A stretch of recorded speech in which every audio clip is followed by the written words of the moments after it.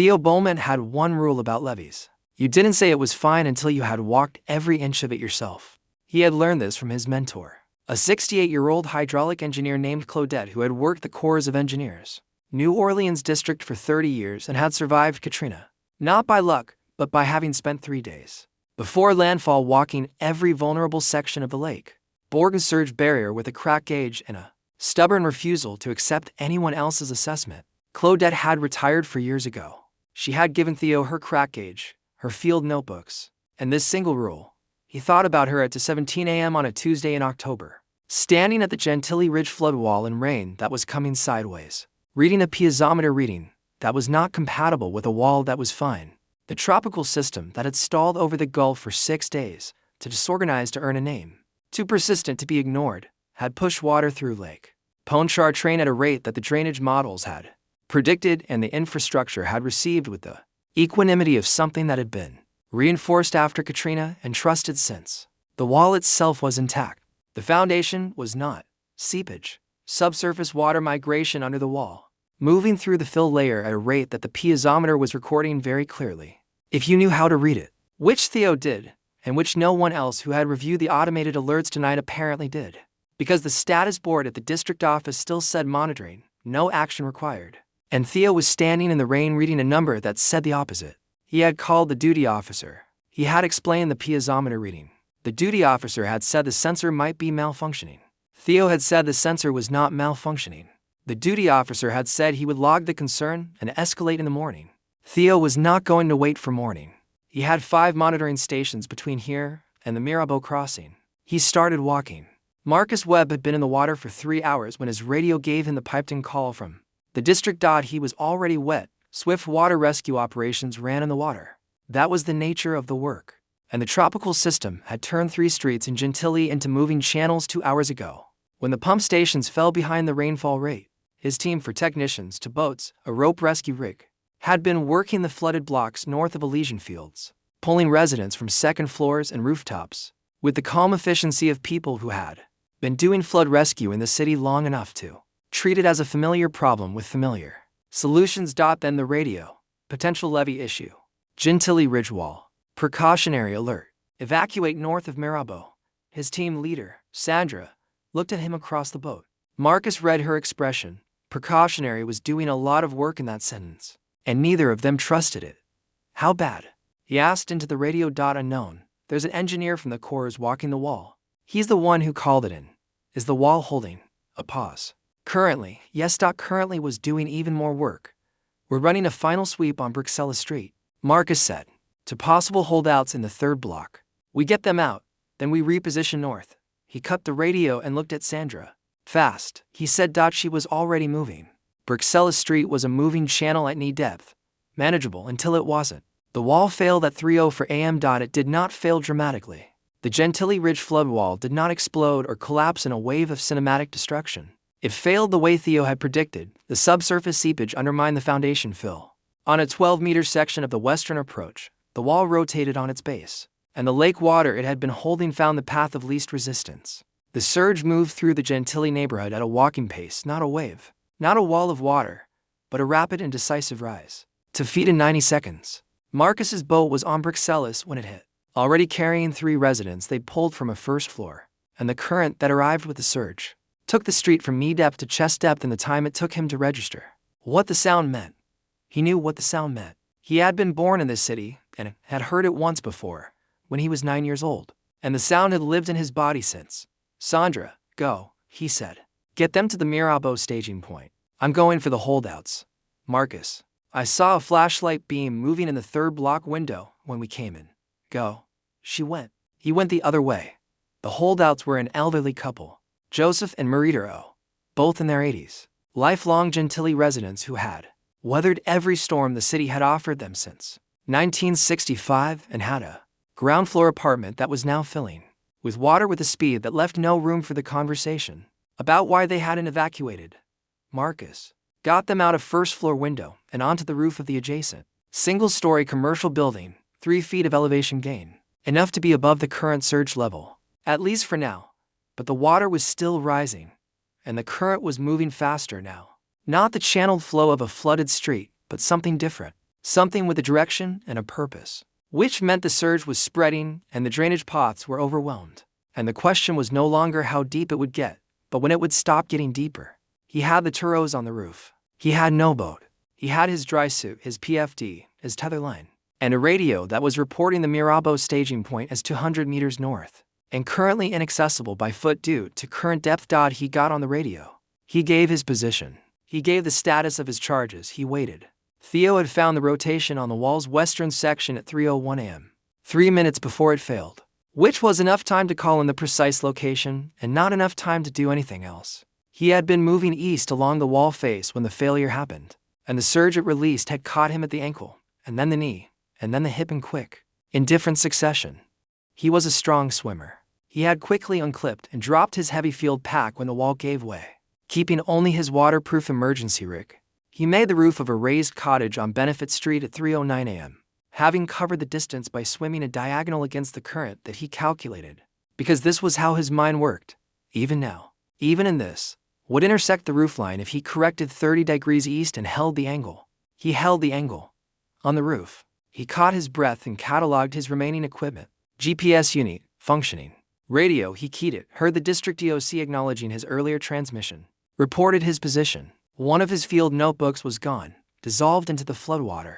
He felt this as a specific, particular loss before filing it and moving on.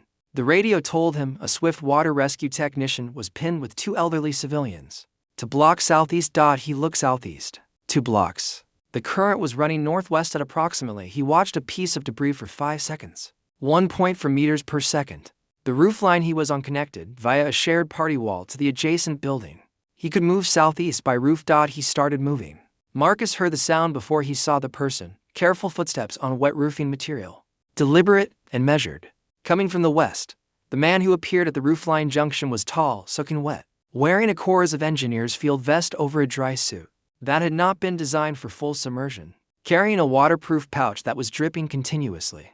He was French Creole by the look of him, warm brown skin, dark hair plastered flat, somewhere in his mid-30s, and he was reading the roofscape around him, with an analytical attention that seemed wildly incongruous with the fact that he was also, clearly, soaking wet and in the middle of an active flood event.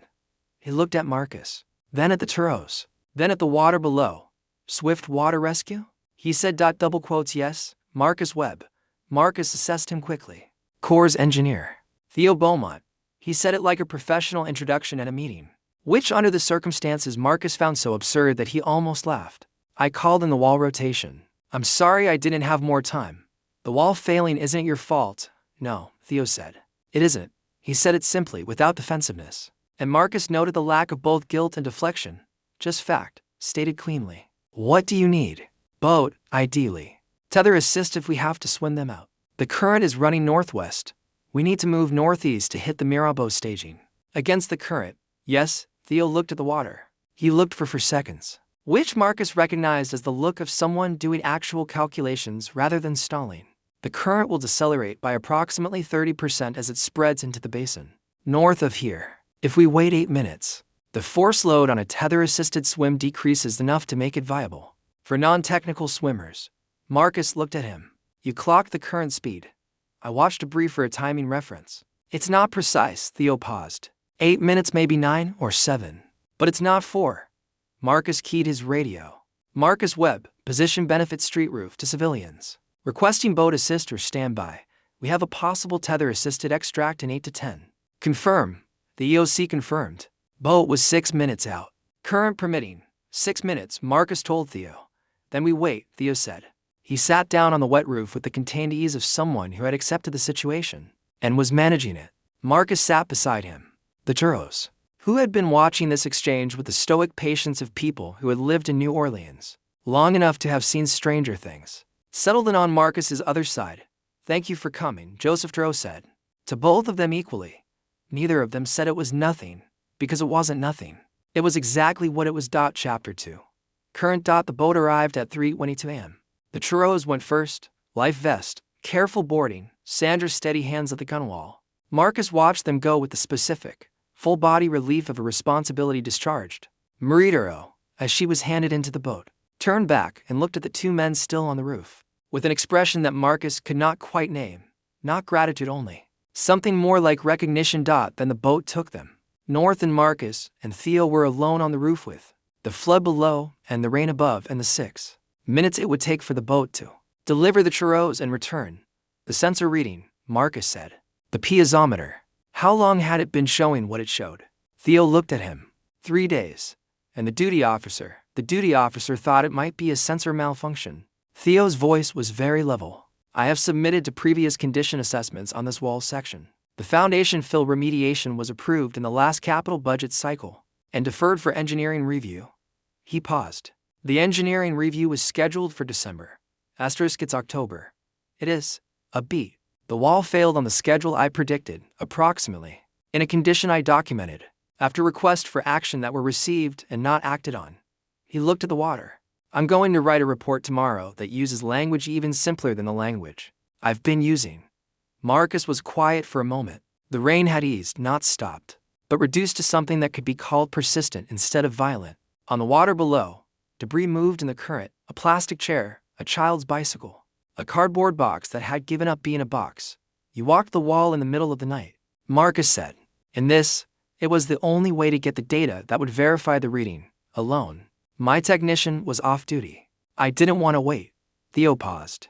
I'm aware that this is a pattern my supervisor has noticed. Walking into dangerous situations alone to get data nobody acted on.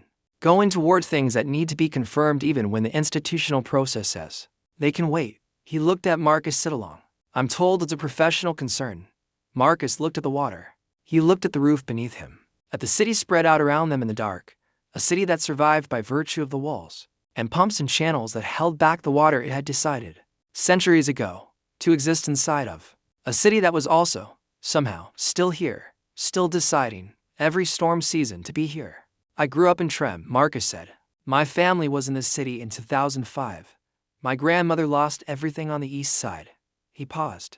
I do this job because someone has to know how to move through the water when the walls don't hold. He looked at Théo. You do your job so the walls hold. When people listen, Théo said. When people listen, Marcus agreed, a pause. The city around them, dark and flooded and persisting. They'll listen after this, Marcus said. Double quotes yes. Theo's voice was quiet. They always do, after. The boat came back at 3:29 a.m. They boarded without incident, Marcus first. Then Théo, the boat rocking in the current with the solid, manageable motion of a vessel that knew this water. Sandra navigated north through the streets that had been streets and were now channels, reading the current the way Marcus had seen her read it for years, not fighting it, using it, finding the lines of least resistance between them and the staging point. At the Mirabeau staging area, it was controlled aftermath, rescue teams documenting, EMS triaging, the structured organized noise of a city managing a crisis with the particular competence of a city that had done it before and made, after the last time, the decision to be better at it. Marcus gave his debrief. Théo gave his. They were 10 feet apart for 40 minutes, being processed by their respective chains of reporting.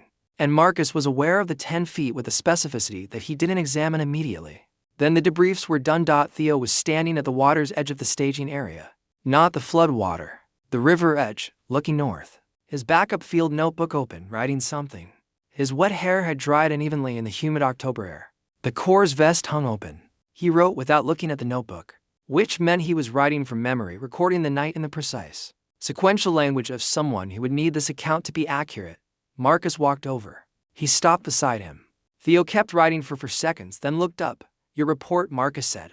The simpler language version. What are you going to say? Théo considered. I'm going to say that the wall failed because the foundation was compromised, that the compromise was documented and reported, and that 2 residents of this neighborhood had to be pulled from a roof at 3 a.m. because the remediation schedule treated December as soon enough. He paused. I'm going to name the specific budget line that was deferred. I'm going to name the dates of the condition assessments. And I'm going to say, in the first paragraph, that this was preventable. Will that cost you something? Professionally. Probably. He looked at Marcus. But Joseph and Marita are in a warm staging tent right now instead of on a roof. The math works. Marcus held his gaze for a moment. Yeah, he said. It does.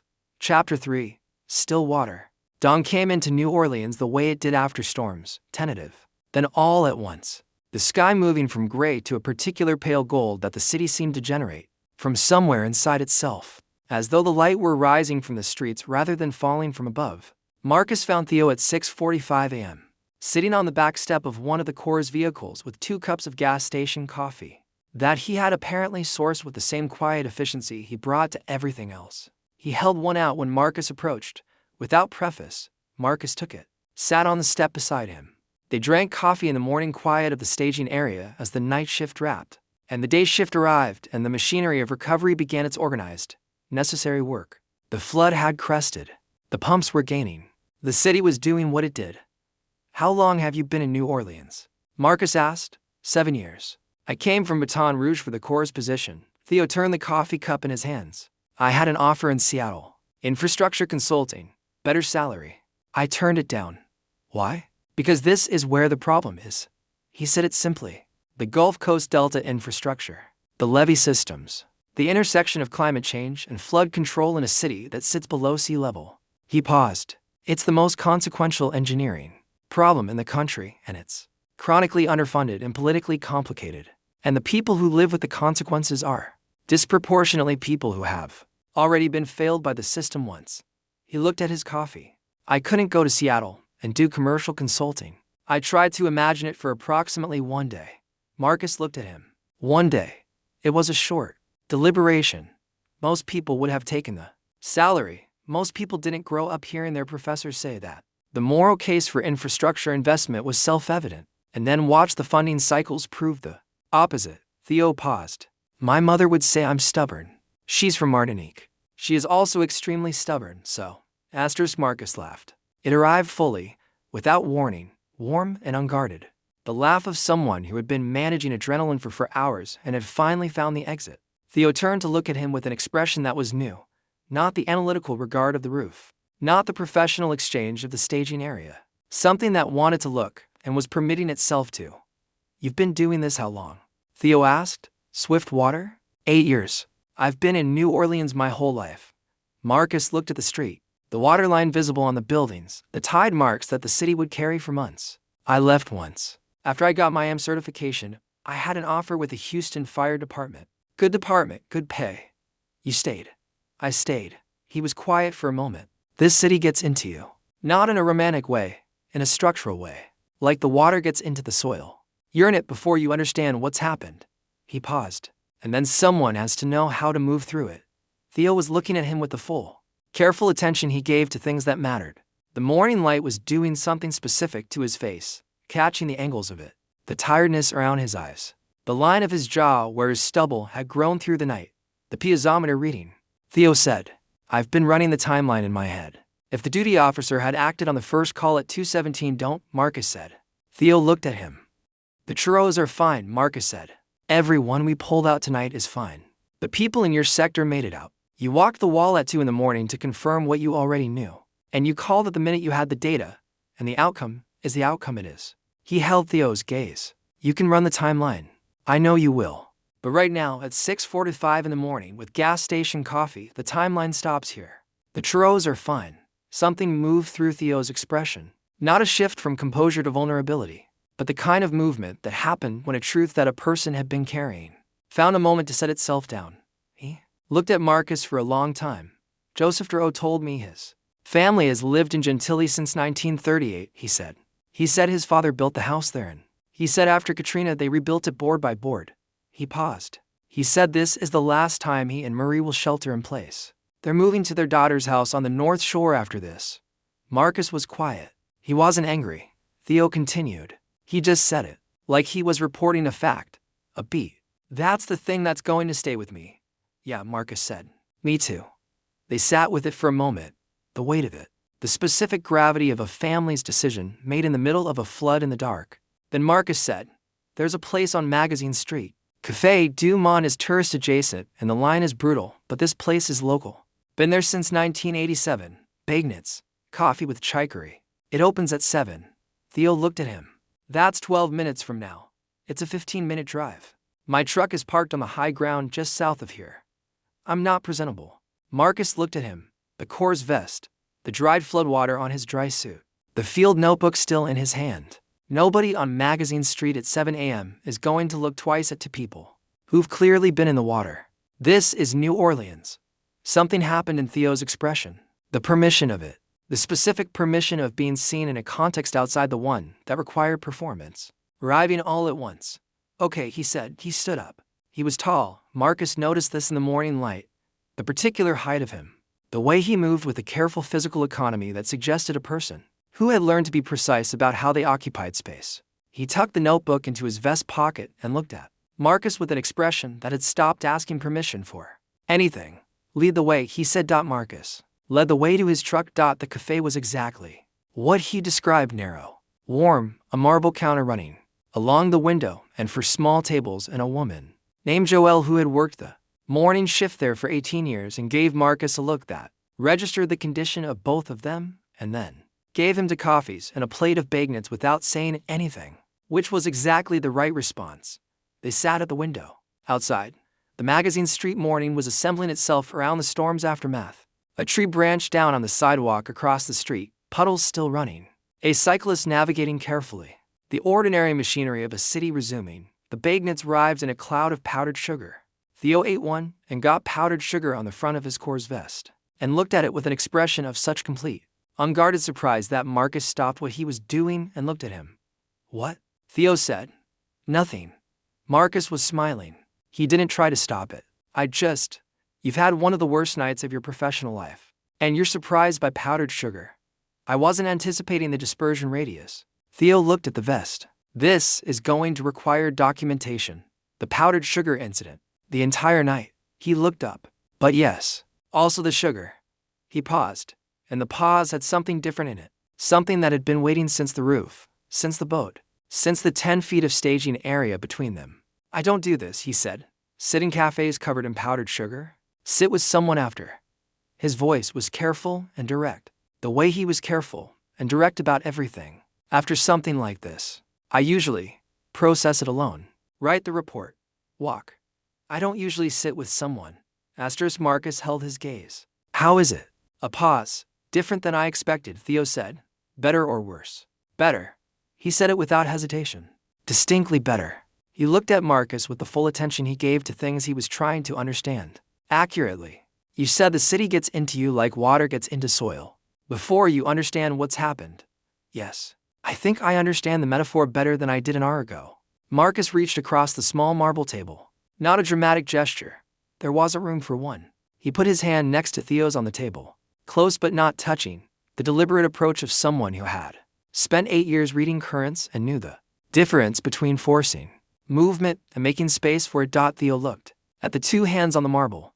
He moved his hand and covered Marcus's. His grip was careful and certain, the grip of an engineer who understood load-bearing, who had spent a night on rooftops in a flood documenting a failure he had predicted and been ignored about, who had walked toward a wall in the dark because the data required it, and who was now, in the morning, in the powdered sugar and the chicory coffee and the ordinary miracle of a city that was still here, holding on to something that had not been in any of his condition assessments. Outside, the street was waking up.